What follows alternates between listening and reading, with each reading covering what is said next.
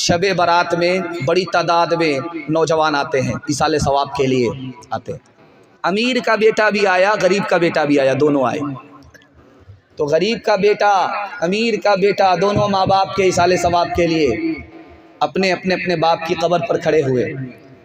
तो अमीर का बेटा कहता है, ए बाबू बैठ जाओ, देखने वाले को तकलीफ़ होती है, बैठ जाओ, भलाई इसी में है, भलाई इसी में बैठ जाओ, वरना कब्रिस्तान ही पहुँचोगे, भलाई इसी में।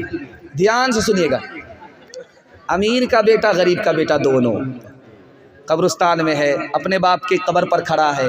तो अमीर का बेटा कहता है, यार देखो ये कब्र सीमेंटेड है, अमीर की कब्र है, मैं अमीर का बेटा हूँ, कब्र से पता चलता है कि मेरा बाप अमीर था। और ये घास फूस की कब्र है, तेरे बाप की कब्र है, तू गरीब बाप का बेटा है, कब्र से पता चलता है कि तेरा बाप गरीब था, अमीर नहीं था। तो हज़रत थानवी ने लिखा है, दुआ कीजिए अल्लाह उनकी कब्र को नूर से भर दे।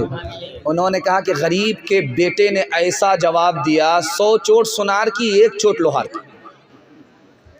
गरीब के बेटे ने कहा कि बात तो सही है, तुम्हारा बाप अमीर था, ये तुम्हारे बाप की कब्र है, कब्र से पता चलता है कि अमीर की कब्र है, लेकिन जब क़यामत कायम आएगी, क़यामत कायम होगी, कब्र खुलेगी, तो मेरा बाप तो जल्दी से मिट्टी झाड़ करके जन्नत में पहुंच जाए और तुम्हारा बाप पत्थर ही हटाने में लगा रहेगा। दूसरा पैगाम रमज़ान के हवाले से सुना रहा हूँ, सुनने के लिए तैयार हैं तो हाथ उठाइए इंशाअल्लाह। रमज़ान में कौन लोग रोज़ा रखेंगे, कौन लोग रोज़ा नहीं रखेंगे, ये चोरी आपको पकड़ाने के लिए जा रहा हूँ। ठीक रमज़ान ख़त्म होने से पहले एक पोटली दवाई लेकर के टेबल में रख लिया है, झटाझट पानी, झटाझट चाय, हुक्के का बहाना, दिल का धुआं, बीड़ी फूक रहे। अब इधर से समधी आए, अल्लाह आप रोज़ा नहीं रखते, क्या कीजिएगा, देखिए ना ये दवाई है, शुगर अलग है, प्रेशर अलग है, ये अलग है, वो अलग है। ये सारा धोखा दुनिया से चलेगा, अल्लाह से नहीं चलेगा। वो तो दिलों का हाल भी जानता है। काले पहाड़ में काली रात में अगर चूटी चलती है तो उसकी आवाज़ ही नहीं, उसकी आहट को भी खुदा जानता है। और जानते हैं, ठीक रमज़ान से पहले अपने ख्याल को जाहिर कर रहे हैं दूसरे से, यार रोज़ा तो रख लेते, लेकिन सर्दी का रोज़ा होता तो रख लेते, ये गर्मी का रोज़ा है, 15-15 घंटे का होगा, हमारे बाप से नहीं होगा। इंसाफ से बताइए, रोज़ा रखना अगर मुश्किल काम होता तो 7 साल का बच्चा कैसे रोज़ा रख लेता है, 7 साल की बच्ची कैसे रोज़ा रख लेती है। और सच्चाई ये है कि आप सहरी खा करके रोज़ा रखे हुए हैं, 10 बजे दिन तक आपके पेट में दाना है, पानी है, आपको भूख नहीं लग रही है, प्यास नहीं लग रही है, और उसके बाद आपने नहा लिया तो पूरा बदन ठंडा हो गया। 12 बजे तक आपको भूख प्यास नहीं लगी, उसके बाद काम धंधा करके आप सो गए, आँख खुली, ज़ोहर का वक्त हो गया, अब आपको भूख लग रही है, प्यास लग रही है। अल्लाह के बंदे, कितनी देर का रोज़ा है, एक झटके में पास हो जाएगा। हिम्मत के साथ खुदा है, हिम्मत हारने पर खुदा भी साथ नहीं। एक आदमी था, घर वाले को धोखे में रखता था कि मैं रोज़े से हूँ, पाबंदी से सहरी खाता था, उठ करके पाबंदी से इफ्तारी खाता था, लेकिन रोज़ा एक भी रख कर नहीं रखता था कि रिकॉर्ड ख़राब हो जाएगा। जब उसको भूख लगे तो प्यास लगे तो उसका एक जुगाड़ बनाया था अपना, गमछा ले, लुंगी ले, नहाने के बहाने से डुबकी मारे, जी भर करके पानी पी, पूरा कोटा दिन भर का पूरा हो जाए, 5 लीटर पानी। वो पेट क्या था, इंडिया गेट। 99 दिन चोर के, 1 दिन कोतवाल का। जैसे ही डुबकी मारी, आदत के मुताबिक मुंह खोला, टिंगड़ा मछली मुंह में घुस गई। अब क्या था, दायां काटा ऊपर, बायां काटा नीचे, मुंह बा दिया बद्दो मछली की तरह। अब डॉक्टर के पास जब लाया गया कांटा निकालने के लिए, तो वो सर पकड़ करके बैठ गया, किस मनहूस को लेकर के आए। कच्ची मछली इसके मुंह में कैसे घुस गई है, मुझे समझ में नहीं आ रहा। क्या तुम्हें क्या समझ में आएगा, ये घोटाला है। ये रोज़ा तो रखता ही नहीं था, ऊपर से फीट फाट था, नीचे से मकामा घाट था। रोज़ा रखने में आपको इतना मज़ा आएगा, मैं एक लाइन में नमूना सुनाने के लिए जा रहा हूँ, आपको रोज़ा रखने में बहुत मज़ा आएगा। नमाज अल्लाह के लिए, ज़कात अल्लाह के लिए, हज अल्लाह के लिए, लेकिन अल्लाह ने सिर्फ रोज़े के बारे में फ़रमाया रोज़ा मेरे लिए। मैं बता रहा हूँ, आपका दिल बहुत मजबूत हो।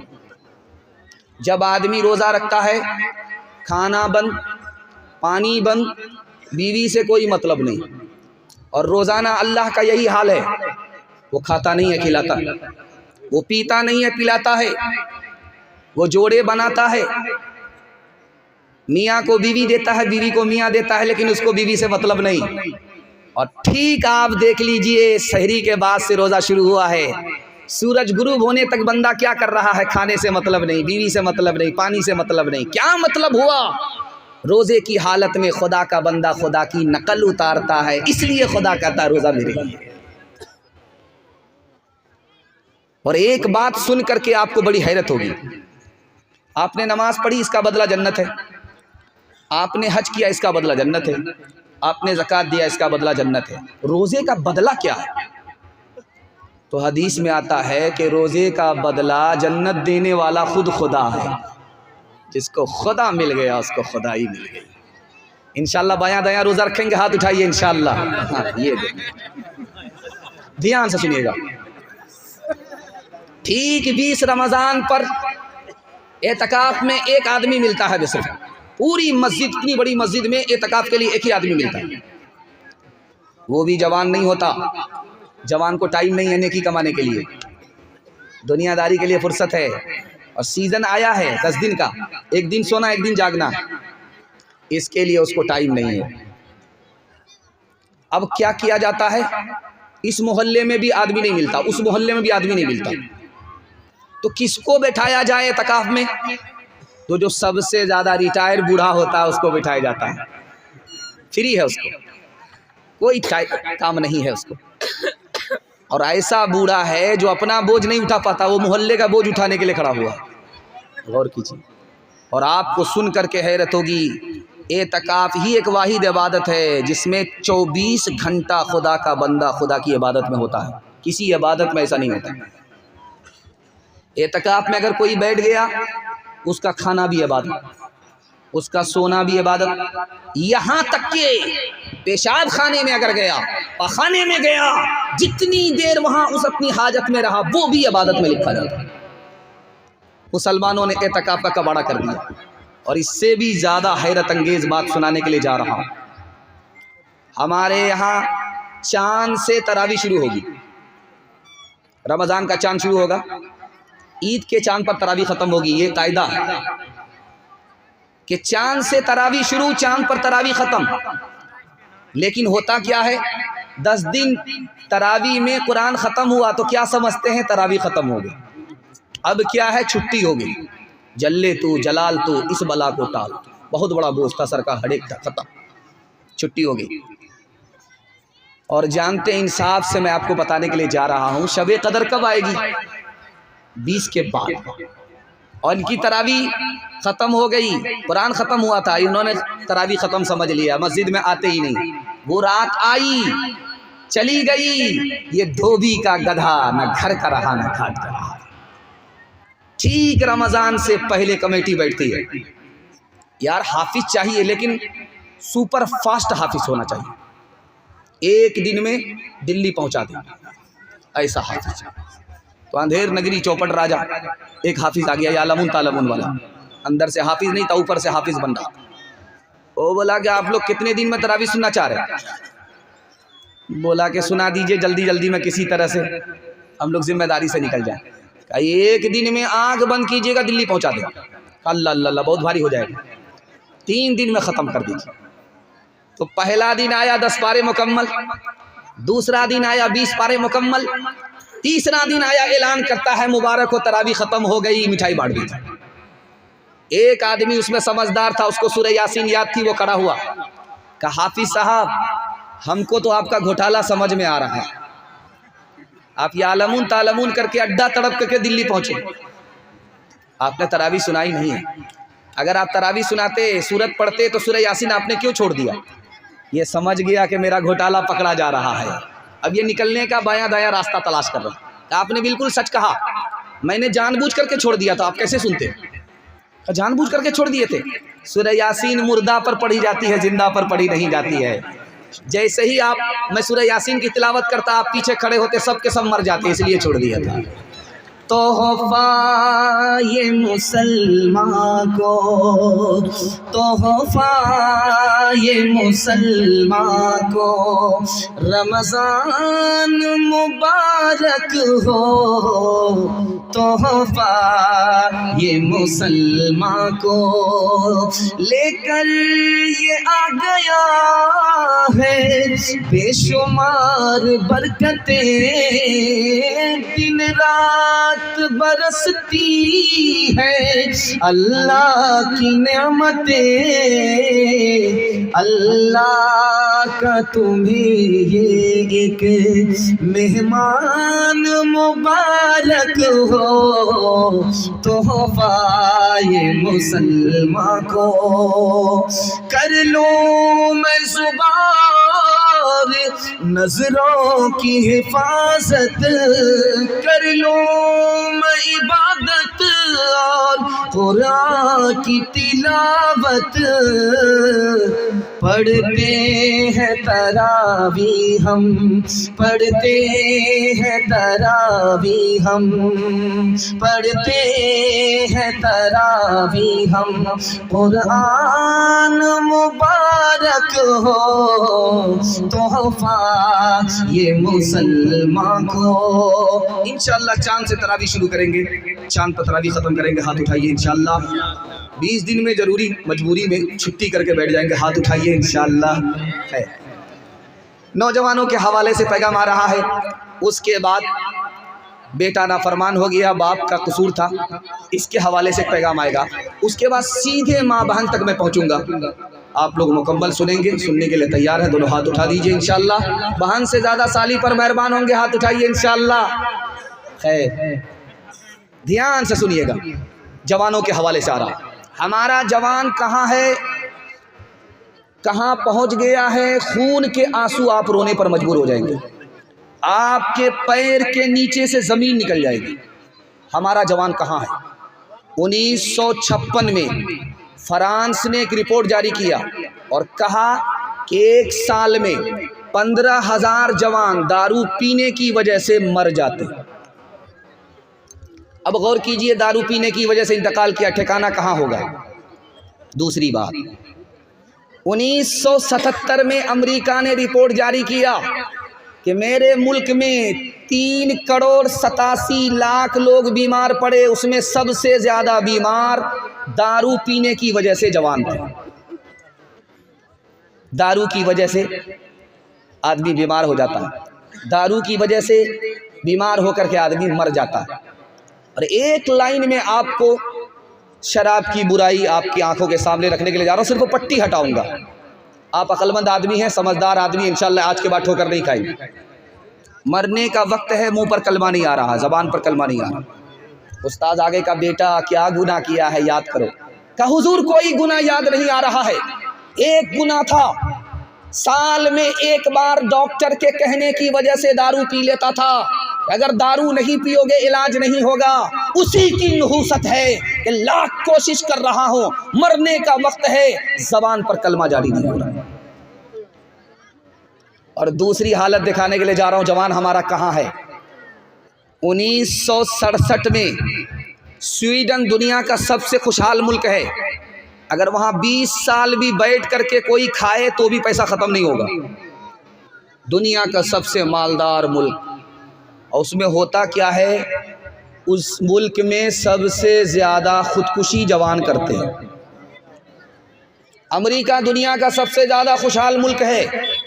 हर 2 मिनट में 2 जवान खुदकुशी करते हैं। हर घंटे में एक की खुदकुशी मुकम्मल हो जाती है, एक को बचा लिया जाता है। ये खुदकुशी हो क्यों रही है? जुआ खेलने की वजह से, और लड़की हारने की वजह से, मोहब्बत हारने की वजह से, इश्क और मोहब्बत हारने की वजह से। एक जवान का रिकॉर्ड था, 19 घंटा जुआ खेलता रहा, 19 घंटा, 75 लाख रुपए हार गया। अब उसकी आंख के सामने अंधेरा आ गया, पैर उठ ही नहीं रहा है। मारे सोख के रिवाल्वर निकाली, सर पर गोली ठोक दी, न इधर का रहा न उधर का रहा। मैं हाथ जोड़ करके अपने जवानों से कहता हूँ कि अगर तरक्की करना है तो 1 साल जुआ छोड़ करके दिखाइए, 10 साल के बराबर तरक्की। तीसरी बात बताने के लिए जा रहा हूँ, बहुत ध्यान से सुनिएगा। 2018 की रिपोर्ट है हिंदुस्तान की कि 21% बच्चे नेट मोबाइल चलाते हैं। दादा को चलाने के लिए आता ही नहीं, पोता 1 नंबर का मास्टर है, बाप ड्राइवर, बेटा खलासी, गाड़ी का नंबर 786। 21% बच्चे नेट मोबाइल चलाते हैं। पढ़ते कितना है, मोबाइल कितना देखते हैं, आपको रोना पड़ जाएगा। फी हफ्ता 16 घंटा स्कूल मदरसे में तालीम हासिल करते हैं और मोबाइल कितना चलाते हैं, 22 घंटे। मेडिकल साइंस रिपोर्ट कह रही है जो बच्चे 1 घंटे से ज़्यादा नेट मोबाइल चलाते हैं उनका दिमाग अलग कमज़ोर होता है और दिल की अलग उसको बीमारी लगती है। बताइए, बच्चे को अगर आपने मोबाइल से नहीं बचाया तो आपका मुस्तकबिल भी तबाह हो जाएगा। एक बात सुनिए गौर से, 1996 में मोहम्मद यूनुस नाम का आदमी अपनी बेटी ही की आबरू लूट लिया, अपनी बेटी ही से जिना कर लिया। तो उसकी बीवी आई इंटरव्यू देने के लिए, उससे पूछा कि तुम्हारा शौहर तुम्हारी सगी बेटी की आबरू लूट लिया, अपनी बेटी की आबरू लूट लिया, कैसे? का फिल्म देखता था, गंदी फिल्म देखता था, सर पर शैतान सवार हुआ, अपनी बेटी ही के आबरू पर हाथ डाल। तीसरा नमूना दिखाने के लिए जा रहा हूं, हमारा जवान क्यों बर्बाद है। इल्म में पीछे, हुनर में पीछे। अक़वाम मुत्तहिदा की रिपोर्ट है 1984 की कि पूरी दुनिया में 150 करोड़ लोग जाहिल हैं और सबसे ज़्यादा किस मुल्क में जाहिल हैं? कौन लोग जाहिल हैं? तो सबसे ज़्यादा हिंदुस्तान में लोग जाहिल हैं। और हिंदुस्तान में कौन लोग ज़्यादा जाहिल हैं? मुसलमान। 62% मर्द जाहिल हैं, 72% औरत जाहिल। इसलिए मुसलमान पीछे। अभी हज़रत मुफ्ती साहब सर सैयद अहमद ख़ान साहब रहमतुल्लाह अलैह के हवाले से सुना रहे थे। 3 लड़के अलीगढ़ में दाखिला लेने के लिए जा रहे थे, लेकिन टिकट नहीं था, ट्रेन में सफ़र कर रहे थे। एक बूढ़ा का रिजर्वेशन था, तो बूढ़े को डरा रहे, ओ बड़े मियाँ पैर समेट करके बैठो, हमको पहचानते नहीं हो, हम कौन हैं? अहमद असरार। दूसरा बोलता, ओ बड़े मियाँ समझ में बात नहीं आ रही है, क्या कहा? हमको नहीं जानते, हम कौन हैं? हबीब मुख्तार। अल्लाह। तीसरा बोला कि हमको भी पहचान लो, मेरा नाम सैयदुल अबरार है। अब बूढ़ा क्या, वो पैर फैला करके बैठे, झट से पैर समेट करके बैठ गए कि बाप रे, कहाँ ये 3 पहलवान, कहाँ ये सूखी लकड़ी, कहाँ मुकाबला होगा। बूढ़े का टिकट था और जवान का टिकट नहीं था, और दादागिरी से जा रहे थे अलीगढ़ यूनिवर्सिटी दाखिला लेने के लिए। उस बूढ़े ने उन नौजवानों से पूछा, कहाँ जा रहे हो? क्या हुजूर दाखिला लेने के लिए जा रहे हैं। अच्छा कहाँ? का अलीगढ़ यूनिवर्सिटी। इत्तेफाक से वो बूढ़ा उसी का वाइस चांसलर था। अल्लाह अल्लाह। अब बूढ़े को पावर आया, क्या नाम बताया था? अहमद असरार। क्या नाम बताया? हबीब मुख्तार। क्या नाम बताया? सैयदुल अबरार। अरे मेरा नाम भी तो पूछो कि मैं कौन हूँ। अब इन लोगों के कान खड़े हुए, सूखी लकड़ी में कहाँ से जान पैदा हो? कहा कि चाचा आप बता दीजिए आपका नाम क्या है? कहा मैं परवरदिगार हूँ। यूनिवर्सिटी पहुँचो, बाप से भेंट हो जाए। वो बातें जिनसे कौमें हो रही है नामवर सीखो, उठो तहजीब सीखो, सनअतें सीखो, हुनर सीखो, बढ़ाओ तजर्बे अतराफ़ दुनिया में सफ़र सीखो, ख़वासे खुश तर सीखो, उलूमे बहरो पर सीखो, खुदा के वास्ते ऐ नौजवानों होश में आओ, दिलों में अपनी गैरत को जगा दो, जोश में आओ, दिलों में अपनी गैरत को जगा दो, जोश में आओ। खिलाने पिलाने में आगे रहेंगे मगर पढ़ाने लिखाने में पीछे हाथ उठाइए इंशाअल्लाह। दो चार हमारी तरफ हाथ उठा रहे हैं, हम इधर के पागल हैं, वो उधर के पागल, पागलों का इस्तेमाल है, ये मोहब्बत में पागल है। अल्लाह हमारे सुनाने को आपके सुनने को बेहद कबूल फरमाए। बेटा नाफरमान कैसे होता है, जिम्मेदार कौन होता है, ये बहुत खूबसूरत मुताला है, ये पूरे जलसे का खुलासा है, इसकी हिफाजत करके चले जाइए। ये बिल्कुल आखिरी पैगाम है मर्दों के हवाले से, उसके बाद औरतों के हवाले से पैगाम आ रहा है। आप लोग सुनने के लिए तैयार है? दोनों हाथ उठा दीजिए इंशाअल्लाह। बीवी से पूछ करके माँ बाप को खर्चा देंगे, हाथ उठाइए इंशाअल्लाह। जरा ध्यान रखिएगा। बाप से पूछा गया तुम्हारा बेटा कैसा है, कहा सब तो ठीक ठाक है, थोड़ा सा बेदीन है, थोड़ा सा बेदीन, सब कुछ बराबर है लेकिन थोड़ा सा बेदीन है। तो मतलब साफ हुआ कि थोड़ा सा बेदीन है तो माँ बाप के लिए परेशानी की कोई बात नहीं है। तो उसका जवाब दिया गया कि थोड़ा सा बेदीन हो गया तो थोड़ी सी जान निकलने के बाद क्या रहा, थोड़ी सी जान निकल जाए तो आदमी ख़त्म, थोड़ा सा बेदीन हो गया, ईमान निकल गया तो अब क्या रहा। देखेंगे आप, बाप कह रहा बेटा नमाज पढ़ो, माँ कहती है क्या, अरे क्या इसके पीछे पड़े हुए, जब बड़ा होगा खुद पढ़ेगा नमाज। बहुत बड़ा नुकसान है, बहुत बड़ी नाफरमानी। बड़ा हो जाएगा खुद नमाज पढ़ेगा, कभी नहीं नमाज पढ़ेगा, बचपन में जब तक आदत नहीं होगी जवानी में नमाज नहीं पढ़ेगा। दूसरी बात, रमज़ान का महीना है, तरबूज खा रहा है मुसलमान का बच्चा। पूछा गया बेटा क्यों तरबूज खा रहे हो, रोज़ा क्यों नहीं रखते, कहा मुझको जनवरी फरवरी मालूम है, रमज़ान शाबान मालूम नहीं। दादा आए नमाज पढ़ने के लिए, पोता दरवाजे ही पर खड़ा रह गया। इमाम साहब जब निकले तो देखा कि पोता बाहर, दादा अंदर। तो उस बच्चे को बुला करके इमाम साहब ने कहा कि बेटा दादा तुम्हारे नमाजी, तुम नमाज क्यों नहीं पढ़ते हो। कहा किसके लिए नमाज पढ़ूं, मुझको खुदा के बारे ही में शक है, तो किसके लिए नमाज पढ़ूं। तो इमाम साहब ने कहा कि दादा जान आप अपने पोते के ईमान की फिक्र कीजिए, इसके पास तो ईमान ही नहीं। बेटा इंतकाल कर रहा है, जान आ रही है जा रही है, आ रही है जा रही है, बाप बेतहाशा रो रहा। तो बेटे ने आंख खोल करके बाप को देखा, कहा अब्बा हुजूर मरता तो मैं हूँ, आप क्यों ज़्यादा रो रहे हो। कहा बेटा मैंने तुम्हें लंदन भेजा था पढ़ने के लिए, पीएचडी कराने के लिए मैंने तुम्हें लंदन भेजा, दुनिया जहान का मैंने पैसा तुम्हारे पीछे खर्च किया, तुम्हारी मौत पर कम अपने पैसे की बर्बादी पर ज़्यादा रो रहा। तो बेटे ने कहा अब्बा अभी क्या रोते हो, जब क़यामत में मुझको जहन्नम की तरफ जाता हुआ देखोगे उस वक्त रोगे। तुमने मुझे दुनिया की तालीम तो दिलाई, कुरान की तालीम से तुमने महरूम रखा।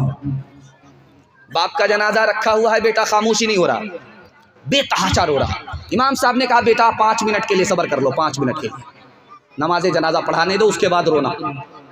तो बच्चा कहता है कि इमाम साहब आप पूछिए तो सही मैं क्यों इतना ज़्यादा रो रहा हूँ। मैं बाप के जनाजे पर नहीं रो रहा हूँ, बल्कि इस पर रो रहा हूँ कि मेरे बाप का जनाजा सामने रखा हुआ है। अब मैं दुनियावी तालीम हासिल किया, पीएचडी किया, लेकिन मुझको दीन की तालीम मेरे बाप ने इतनी भी नहीं दिलाई कि मैं बाप का जनाजा पढ़ा सकूँ, इसलिए